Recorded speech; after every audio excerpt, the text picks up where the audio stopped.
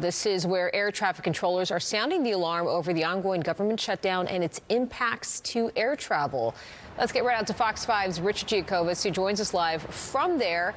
Richard, these workers still working without pay. That's a big question today.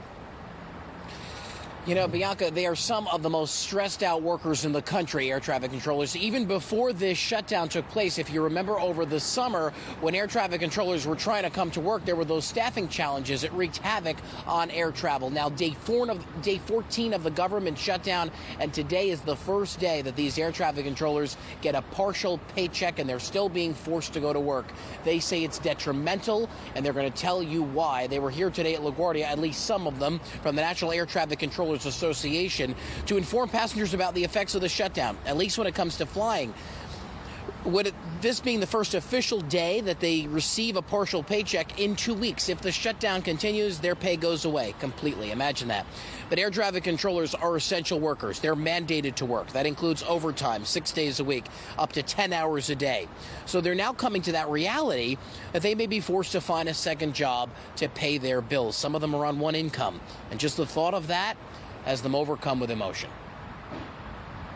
We have a very hard career, and the job's stressful enough as it is that now you're adding this factor of, hey, when am I going to get that next paycheck? You know, some controllers, some other government employees live paycheck to paycheck, unfortunately. And this is an added stress that they don't need. You heard from that one air traffic controller there. She couldn't even speak to us really on camera. So how does this affect you traveling while the government is shut down? Well, for starters, it could mean severe delays at major airports. We've yet to see it in New York, but airports in Atlanta and Denver have experienced canceled and delayed flights in recent days. As for safety, though, there are contingency plans in place to protect the air traffic control system, so you will always be safe when you fly. Like they divert air traffic away from a tower that's in an affected location. Travelers say for now, they have to deal with it and hope there's a solution soon. Oh, well, I don't get where I have to go. And that's okay with you? No, it's never okay, but nobody understands things until it actually happens. So let's let it happen and let's see what the response is.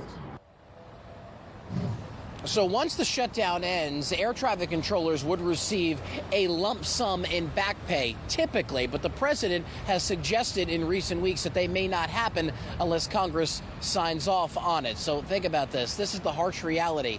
In 2 weeks, air traffic controllers' pay goes away and they're forced to work.